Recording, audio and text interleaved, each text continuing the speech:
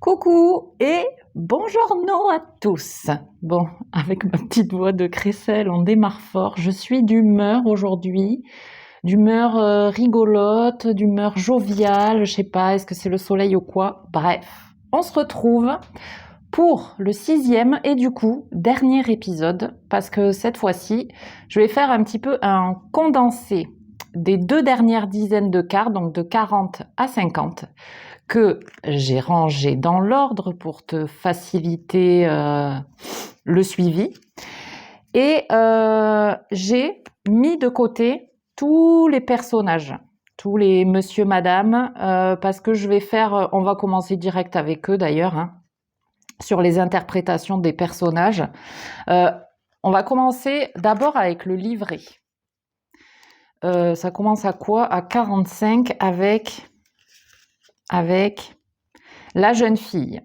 Alors, il faut savoir que tous les personnages peuvent fonctionner à l'endroit. On va parler d'un personnage brun, à l'envers d'un personnage blond, pour ceux qui prêtent attention à ce genre de choses. Moi, pas toujours, d'ailleurs rarement en fait. Ça va dépendre si la question est très ciblée, par exemple. Sinon, non. Donc, on va avoir la jeune fille, je vais essayer de m'étaler un petit peu, le jeune homme, la femme, l'homme. Alors, la femme va représenter la mère, par exemple, l'homme, le père. Ensuite, on a la consultante, le consultant, et puis on va avoir la femme âgée et l'homme âgé.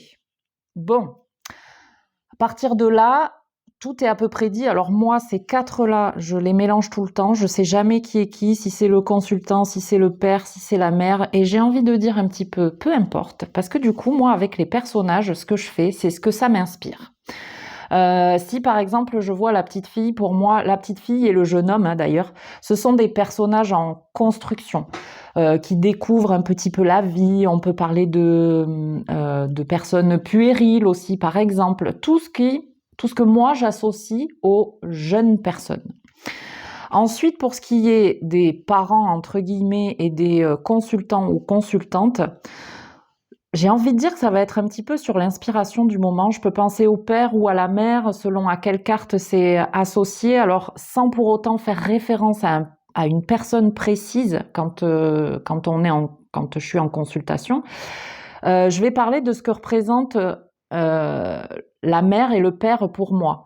Alors voilà, si on associe par exemple la mère avec la petite fille, je vais parler pour la petite fille de mimétisme, la maman ça va être l'exemple, des choses comme ça.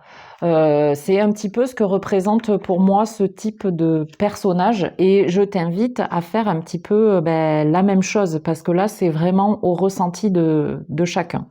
Et puis après vient la femme âgée et l'homme âgé, donc papy et mamie, pour moi c'est comme ça.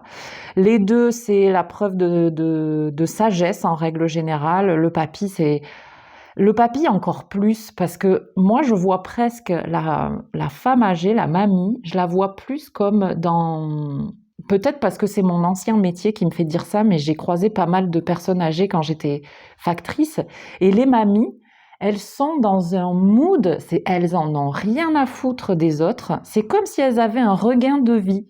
C'est, oh là là, j'ai plus envie de m'attarder sur ce que me demande la société, sur ce que je dois faire, sur qui m'impose quoi.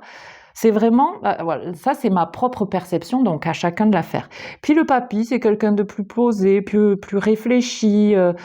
Voilà, ça c'est mes interprétations pour les personnages, mais là, comme ça on en est débarrassé, chacun fait absolument ce qu'il veut. Voilà. Alors maintenant on passe à la suite et on va commencer avec la 40. Donc là, pardon. Là, on est dans la paperasse, dans l'administratif. Alors, moi, mon rapport à la paperasse est assez compliqué. Donc, en général, je vois pas toujours cette carte de la meilleure des façons.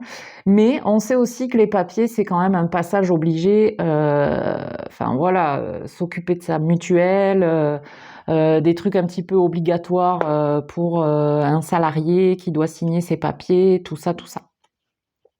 Ah oui. Ce serait pas mal de lire le livret, excusez-moi.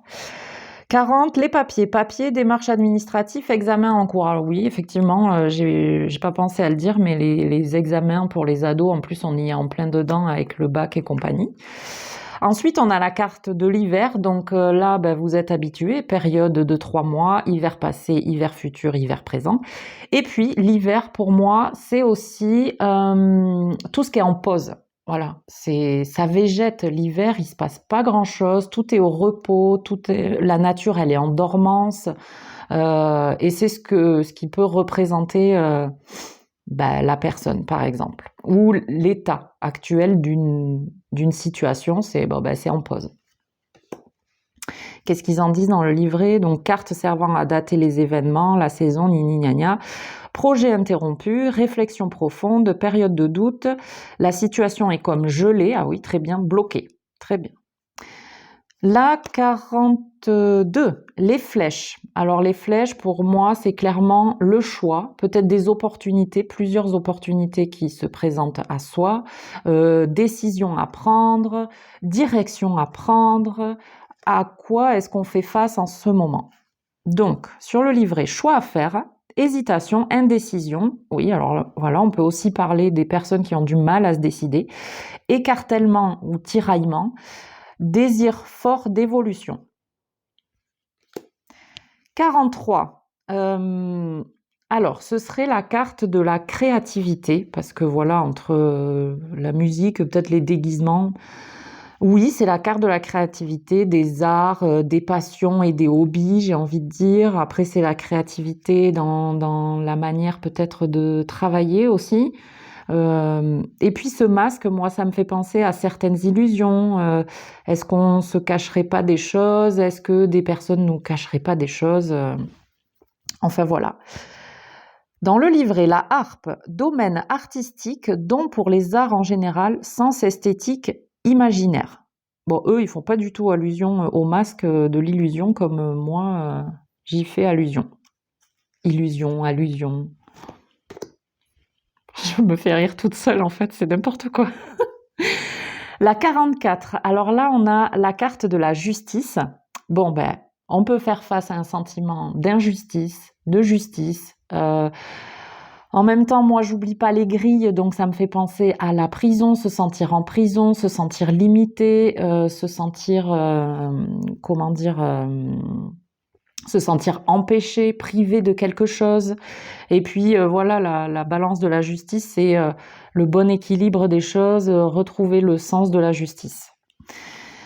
Alors ici, ça va être une carte ou à l'endroit ou à l'envers. La justice, procès, divorce, impasse personnelle. Et à l'envers, ce sera idem en plus grave. C'est coton, leurs histoires. 44. Du coup, on passe ensuite à 53, puisqu'on vient de passer tous les personnages. 53, on a la flûte brisée. Alors pour moi, ça va faire appel à ce sentiment d'être brisé. On peut parler de dispute. On peut parler d'un truc qui se termine, d'un truc qu'il va falloir jeter à la poubelle, c'est pour imager, peut-être une ancienne relation, peut-être les trucs à jeter, c'est faire du tri chez soi aussi. Il faut toujours garder l'esprit ouvert et le sens large des choses. Qu'est-ce qu'on nous dit dans le livret? La flûte brisée, dispute, séparation, divorce, fin des illusions, besoin de relativiser. Voilà. Faut que j'arrête de faire voilà à la fin. 54. Alors, cette carte est censée, d'après eux, représenter la campagne, le repos, le calme, la campagne, agriculture, ressourcement, recueillement. Alors pour le calme, je suis d'accord, mais franchement, quand on regarde l'image, moi, ça me fait limite peur, parce que si ça, c'est le calme avec ce pauvre arbre complètement nu, qui fait flipper, bon.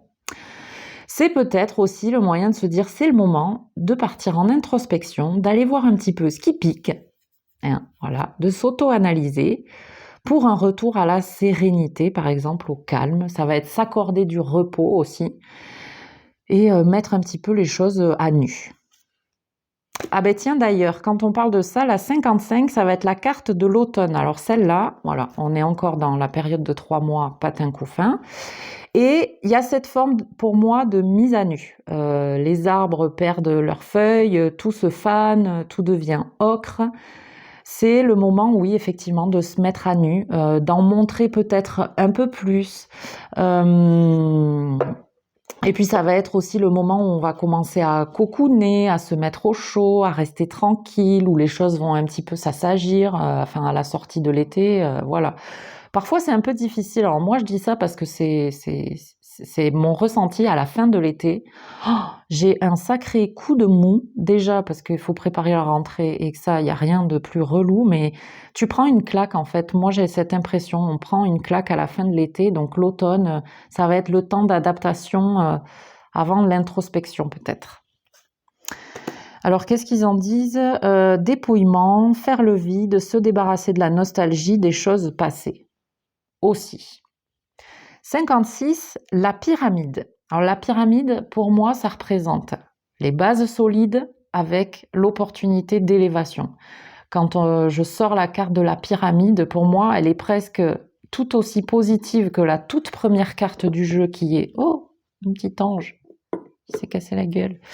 La toute première carte qui est celle-ci, le soleil. Pour moi, elles se ressemblent un petit peu toutes les deux. Elles ont cette positivité toutes les deux. Alors là, ce serait plus quelque chose qui vient de l'extérieur, alors que là, c'est l'élévation personnelle. On est prêt à franchir les obstacles, à bâtir quelque chose, à construire un truc qui va nous amener loin et haut. Haut, peut-être dans l'estime de soi, dans la confiance en soi, et des choses comme ça. Dans le livret élévation sociale, professionnelle, réussite, stabilité de l'emploi, guérison, changement pour le meilleur. Ok, 57. Le lynx. Alors là, très clairement, je vais pas par quatre chemins. Je ne connais pas vraiment la symbolique du lynx et je n'ai jamais regardé. Moi, je fais référence à, à la pub du lynx, le comparateur d'assurance et tout ça. Donc pour moi, le lynx, c'est quelqu'un qui compare les choses, qui pèse le pour et le contre, qui fait attention, qui est vigilant, qui regarde un petit peu les choses de loin et qui va être dans l'observation avant de se décider et, en l'occurrence, de choisir son assurance. Dans le livret, indépendance dans tous les domaines, infidélité, ok, pourquoi pas, et invitation à la vigilance. Bon, la vigilance, j'en parlais. 58. La croix, alors, je sais que cette carte, voilà, c'est dit, fait référence à la mort, décès, enterrement, difficile crise existentielle, changement brutal. Alors, mort, décès, enterrement, je me vois pas annoncer ça parce que j'en sais rien et que je trouve que c'est assez brutal. La carte de la mort, pour moi, la mort, c'est pas la fin de tout. C'est le changement, c'est la fin de quelque chose, on est d'accord. On va parler de la mort d'un projet peut-être, mais ça va être aussi de l'aboutissement. Voilà, on est arrivé à bout de souffle, ça va inviter au changement, au rebondissement, donc voilà, à savoir retomber sur ses pattes et au renouveau, à la renaissance. On se fait pas trop peur avec cette carte, ça sert à rien. 59, la chauve-souris. Celle-ci a fait partie des cartes qui me posaient aussi problème. Problème entre guillemets, parce que je connais pas non plus, au même titre que le lynx, je connais pas la symbolique de la chauve-souris.